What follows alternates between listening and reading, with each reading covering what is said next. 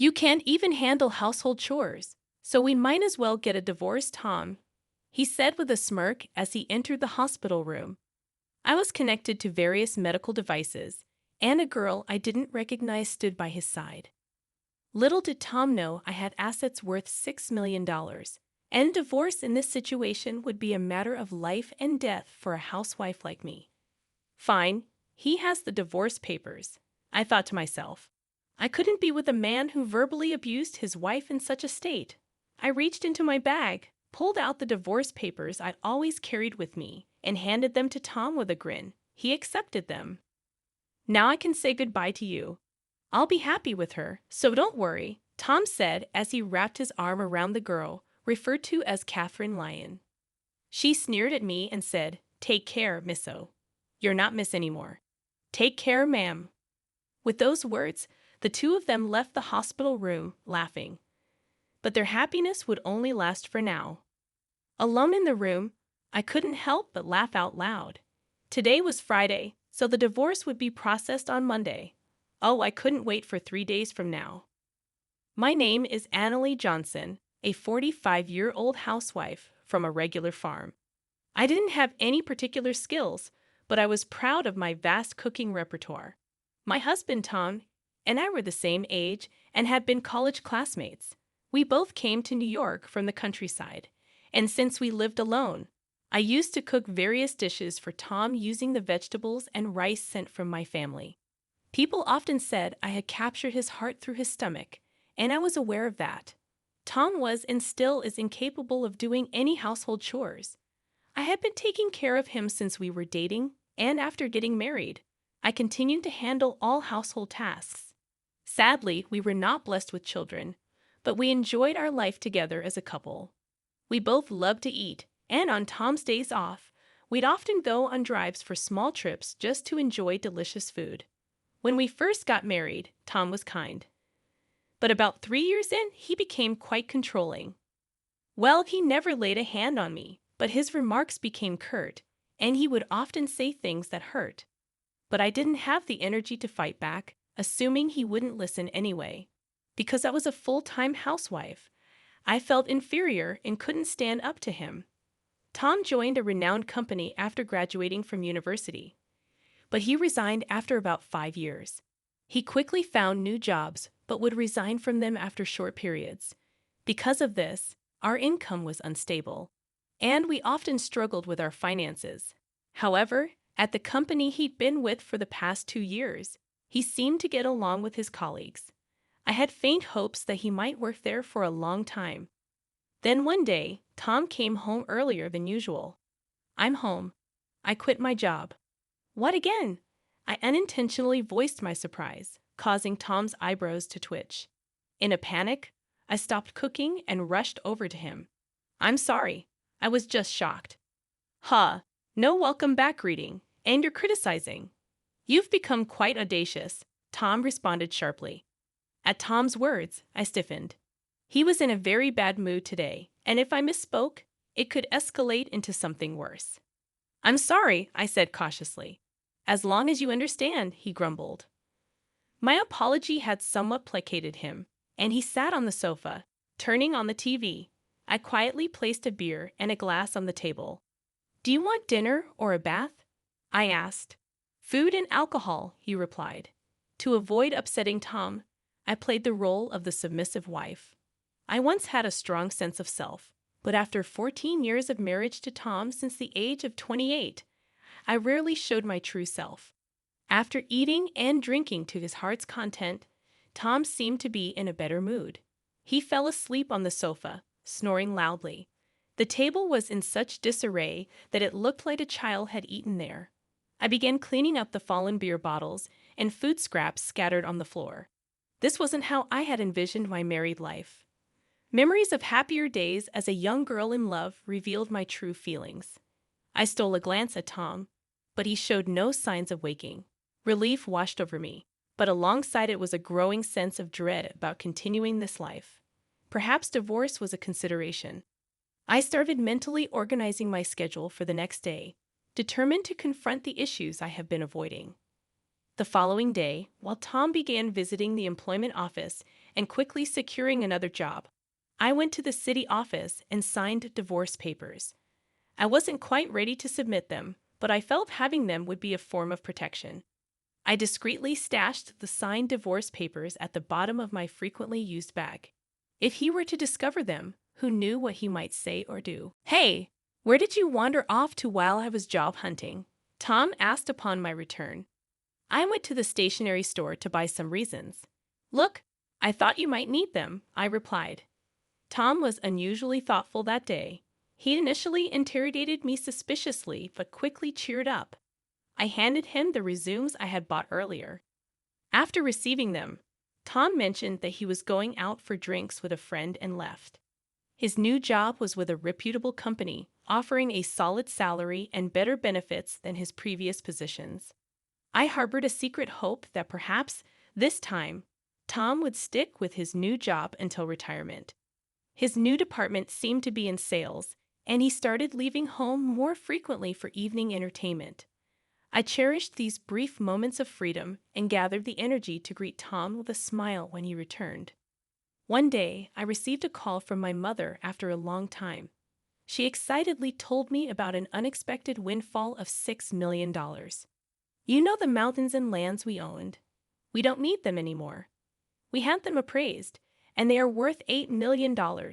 We only need $1 million to enjoy the rest of our lives, so I think you might want to rethink your life too." My mother was never fond of Tom, and she had been worried about me, especially after Tom became more controlling, preventing me from even visiting my childhood home. The amount she mentioned stunned me, but what shocked me even more was that she had changed the title of the property inherited from my grandmother to my name to avoid inheritance taxes. It was a difficult decision whether to tell Tom about the inheritance or to embrace newfound freedom. About a week later, I was involved in a traffic accident. Thankfully, my life wasn't in danger, but I would need to be hospitalized for about a week. After securing my valuables in the hospital room drawer, I immediately contacted Tom. "I'm sorry I got injured." Tom's initial reaction was, "Huh? What about my meals?" I almost confronted him for prioritizing his meals over my injury, but I continued to explain, "It seems I'll need to be hospitalized for a week. I'm really sorry, but could you buy your meals elsewhere until then?" Tom's response was far from understanding. "Not even preparing meals for your husband? What a lazy wife." "Oh, wait, I'm coming over now." He abruptly ended the call. I had initially planned to tell him about the inheritance that night, but now I wondered if it might be best not to mention it. As I lay in the hospital bed, surrounded by various tubes and undergoing precautionary examinations, I couldn't help but feel that my intuition about the unfolding events was about to prove correct. Tom's words had cut deep. "You're useless, can't even do housework. Let's get a divorce, and you better pay me compensation." With a smirk on his face, he had said this to me, connected to numerous medical devices. Beside him stood a girl I didn't recognize. Unaware that my total assets amounted to $6 million. He should have realized that a divorce under these circumstances would be a matter of life and death for me. "Fine, here are the divorce papers," I finally decided. A man who would hurl abuse at his wife in this condition was someone I'd rather not have. I handed over the divorce papers I had kept as a sort of charm, and Tom accepted them with a smug smile on his face. "With this, I can finally say goodbye to you. I'm going to be happy with her," he declared, wrapping his arm around the girl he referred to as Catherine. Catherine, the girl with Tom, leaned against him and made fun of me. "Take care, madam." "Oh, you're not a madam anymore." "Take care, old lady," she said. They left the room laughing, but their happiness wouldn't last long. In my hospital room, I burst out laughing. It was Friday, and the divorce papers would be processed on Monday. I couldn't wait for those 3 days. As expected, the weekend passed without any contact from Tom. It was quite peaceful, but I felt restless. I wasn't used to doing nothing. Every time I became restless, the nurses told me to stay calm. On Monday evening, I received a series of calls from Tom. At first, I ignored them, but after about 30 minutes of nonstop ringing, I decided to answer. I told him to stop being so persistent. Tom shouted at me as soon as I picked up, and I couldn't help but laugh, which seemed to make him even angrier. Tom was furious about the divorce papers not being accepted. I chuckled and told him that I had previously filed a notice of non-acceptance. I reminded him of how he used to casually mention getting divorced whenever we had a fight.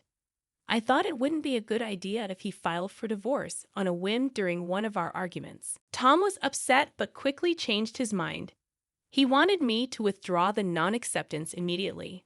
However, I had decided that I wouldn't just do everything he said anymore. I explained that I couldn't do it until I was discharged, and we needed to go through procedures at the municipal office before I could leave the hospital. Tom's selfish demands made me laugh even more. It seemed like he wanted to register his marriage with Catherine, whom he brought on Friday. Tom was panicking, and I asked if her name was Catherine and if she was his mistress. Tom clarified that she was his new wife, and since we weren't divorced yet, she technically was my mistress. I calmly responded to Tom's nonsensical remarks, making him groan. I made the decision to hit him where it hurt the most. I mentioned that he would hear from my lawyer about the division of property, including the trouble this time. I had always taken care of the household chores and had never cheated on him. It was clear that Tom was the responsible party, not me. Tom seemed genuinely puzzled and believed that not taking care of him while I was hospitalized would make me at fault. I explained patiently that not being able to do housework during my hospitalization didn't make me at fault. He had abandoned taking care of me, and even if I were a child, it would be considered neglect. But as an adult, he should be able to take care of himself, so it didn't make me at fault. Tom's logic was baffling, and even a judge would be shocked. Finally, he seemed to understand, but he still believed he was right. He insisted that Catherine was his new wife, and I was no longer of any use to him, so it didn't apply. I pointed out that he was dating her behind my back, which was clearly cheating. Tom still didn't seem to get it, and he believed he was right. I decided to end the conversation and told him to communicate through a lawyer from now on. I hung up the phone without listening to his protests. Tom called multiple times, but I ignored him, and eventually he gave up and fell silent. I was relieved, but the next day brought another headache. The phone kept ringing from 9 o'clock in the morning, and I pressed the call button. Tom complained about not being able to withdraw money from a bank account. If it was a joint account, he should be able to withdraw without any issues. But I remembered the bank cards and passbooks I had left at home and asked Tom if he was trying to access my account. Tom confirmed that he was trying to take money from my account. Tom was furious and continued with his unreasonable arguments. He didn't seem to understand what I had explained the day before. When I was going to be hospitalized for a week, I had called the bank to prevent any withdrawals until I could handle it personally after being discharged. This was to stop Tom, who wasn't careful with money, from using my savings while I was in the hospital. My decision turned out to be the right one. It's not right to try to take money from an ex-wife's account, especially after a divorce. However, Tom didn't see anything wrong with it and asked me to make a withdrawal immediately. I reminded him that we were practically strangers now, and I had no money to give to strangers. Tom was shocked by my resistance since I had never stood up to him like this before. He insisted that I send the money and pay compensation for not doing housework. Unfortunately, it seemed that despite his academic capability when we first met, he lacked common sense after 17 years of marriage. I addressed Tom as if he were a child, explaining that I was no longer his submissive wife, and we would settle the property division through a lawyer. He became angry and threatened to come over right away. I didn't mind if he came to the hospital, but I had already asked the nurse's station not to let anyone in except for my parents, so it was unlikely he could get to my room. However, Tom did come to the hospital, but it seemed he was stopped at the nurse's station as my phone kept ringing. After ignoring it for a while, it switched to messages, and my screen was flooded with notifications. I saved all of them as evidence and contacted my lawyer. After a while, it seemed that the lawyer had gotten in touch with Tom as the messages stopped coming in. Just when I thought it was over, there was a new development. I was informed about a visitor named Karen, whom I had known for a long time and shared my interests. She had responded to my posts about dining experiences on a social media platform. We used to go out for meals together before I got married. She expressed concern about my injury and shared her suspicions that Catherine, the young girl with Tom, was having an affair with my husband. I was shocked and asked her how she knew it. It turned out that Catherine was Karen's niece. She had told her sister, Karen's mother, about getting married to a 45-year-old man, and when Karen saw a photo, it was of my husband. I couldn't believe the twist of fate. Karen had already informed her sister about the trouble her niece had caused me. Karen was thinking of demanding compensation from Catherine and assured me that our friendship would continue. She didn't want to lose a precious friend over the situation. She had scheduled a meeting with them to sort things out. I was grateful for her support and friendship, which had lasted for over 20 years. The next day, after leaving the hospital, I went to a private restaurant room with my lawyer. Tom and Catherine were already there, enjoying an expensive traditional meal. I was surprised at their audacity. Tom reminded me to bring money and pay for the meal. I decided to stand up for myself and told them to handle the payment themselves. I was there to demand a share of the assets from both of them. Ignoring Tom's rude comments, my lawyer and I took our seats and presented evidence to show that Tom was at fault. We showed legal documents explaining why Tom was responsible and documents regarding the division of property. We'd also displayed photos provided by Karen, which showed Tom and Catherine together and Catherine with an unknown man entering a hotel. This surprised Tom and Catherine, and they stopped eating. Karen arrived at the right moment and admitted to taking those photos. Catherine was confused about her aunt being there. Karen explained that she wanted to continue being friends with me, even though she demanded compensation from Catherine. She felt that Catherine's actions were despicable. Catherine mentioned being pregnant, but when Karen saw her, she didn't look pregnant at all. Tom seemed shocked by this news, and Catherine suddenly admitted that she had lied about the pregnancy and apologized. She had been looking for wealthy older men, and Tom was the one who fell for her scheme. She confessed that she had lied about being pregnant because Tom showed no signs of wanting to divorce. Tom was speechless, claiming he had no money to give. Karen mentioned that she would bring Catherine for another apology later and took her out of the restaurant. Tom tried to convince me that he had been deceived and asked if we could start over. He said I couldn't work since I had always been a housewife. I told him I could live without him and that I'd be filing the divorce papers soon. I revealed that I had around $6 million in personal net worth, so I could live comfortably without working. Tom was surprised and wanted a share of my money, but I explained that it was my personal inheritance and didn't count as marital assets. We left, and I filed for divorce, ending our nearly 20-year marriage. Catherine later transferred some money to my account, and her mother made her work to prepare the compensation. Tom was disowned by his in-laws and had to take out a loan to pay me. He lost his job due to being with Catherine at a hotel during work hours and now works multiple construction jobs to repay his debts.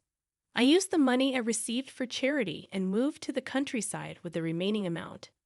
I'm now enjoying a luxurious single life, continuing my relationship with Karen. We plan to stay single and even share a room, go on food tours, and take short trips together. Moving preparations will begin next week, and I'm excited to live life joyfully and true to myself from now on.